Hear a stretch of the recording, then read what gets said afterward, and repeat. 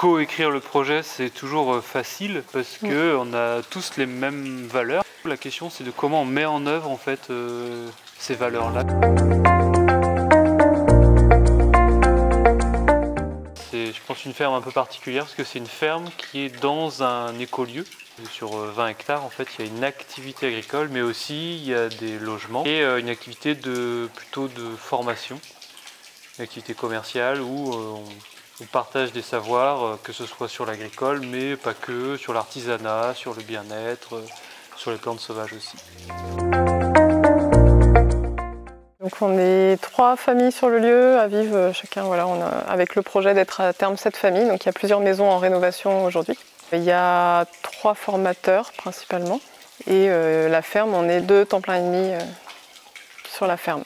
On a voulu un lieu où chacun aussi se sent libre de créer un peu son espace, donc chacun a son espace privé et pas forcément lié à la ferme ou au centre de formation. Enfin voilà, il y a vraiment tous les modèles possibles. Chaque individu a créé ce qu'il avait envie de vivre aussi sur le lieu.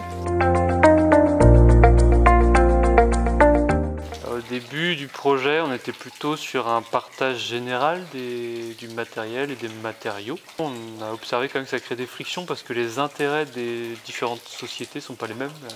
On a assez rapidement mis de côté le partage des matériaux. C'est-à-dire que c'était plutôt à la personne ou à la structure qu'on a besoin qui achetait le matériau et qui le gérait. Et sur le matériel, on a pas mal de temps tout partagé dans les espaces communs. Et au final, on a quand même rencontré des difficultés pour retrouver son matériel. Donc ça veut dire qu'aujourd'hui, on partage que les gros matériels. Il y a aussi les locations de machines qu'on mutualise et les gros outillages, donc les perforateurs, les boulonneuses ou les machines qui coûtent un peu d'argent, sans dimension écrite et financière. Au final, c'est plus des coups de main et pour l'instant, ça marche plutôt bien comme ça. C'est-à-dire qu'on se rend service régulièrement dans les différentes structures.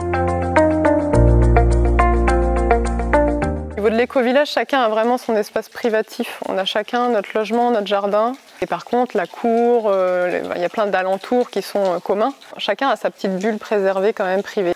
On est passé par plusieurs étapes sur les moyens de communiquer les uns avec les autres pour séparer les sphères. Donc ça va être en fonction des heures de la journée ou autre, pas forcément venir systématiquement toquer à la porte pour nous surprendre en plein repas de famille, etc. Enfin, voilà, c'est vraiment du coup d'être contacté à des heures un peu restreintes. Quand on a conçu le projet, on a dessiné en fait un certain nombre de voiries. L'idée, c'était de faire une sorte de contournement du village qui historiquement était le cœur de la ferme, et donc on arrivait dans le village en entrant à la ferme. Et donc ça n'aurait pas été soutenable parce que je me voyais mal me promener avec mes brouettes au milieu du village tous les jours. Voilà. Oui, même au niveau des livraisons, de tous les clients qui viennent, des stagiaires en formation, ça aurait fait énormément de flux qui arrivait vraiment au cœur du village, au milieu des maisons. Et ça, c'était un projet qu'on a réfléchi avec les architectes qui nous ont accompagnés, où vraiment, elles nous ont vraiment fortement conseillé de séparer les flux de façon à ce qu'il y ait vraiment une préservation de la partie privée et de la partie publique. D'être conscient que ça va prendre du temps. Parce que souvent, quand on a un projet personnel, on peut se permettre de mettre le coup d'accélérateur quand on a envie. Dès qu'on est un groupe, tout prend plus longtemps, les décisions sont plus longues, c'est plus compliqué.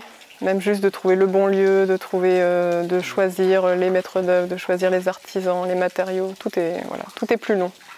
Co-écrire le projet, c'est toujours facile parce qu'on a tous les mêmes valeurs, entre guillemets. Mais là, c'est plutôt la question, c'est de comment on met en œuvre en fait, ces valeurs-là. Aujourd'hui, on a des frictions sur ces thématiques-là, de comment on met en œuvre les différentes facettes de notre projet. Si on a tous envie d'habiter dans une maison dans 2 ans, mais habiter dans une maison dans 2 ans, ça implique un certain calendrier de chantier et qui est difficile à accepter si on avait plutôt une vision de faire soi-même et de prendre son temps, de récupérer beaucoup de matériaux. Et le délai de 2 ans, finalement, il n'est pas forcément réaliste. Nous, on a mis un peu de temps à accepter qu'il fallait peut-être qu'on clarifie un peu plus les uns les autres sur cette vision et qu'on se mette d'accord plus en amont, en fait. Ouais. Plutôt que devant le fait accompli de là, il y a tel délai, il faut le faire. Et du coup, ça crée de la friction à ce moment-là. Parce qu'on se rend compte que finalement, derrière les mots, on ne mettait pas la même chose.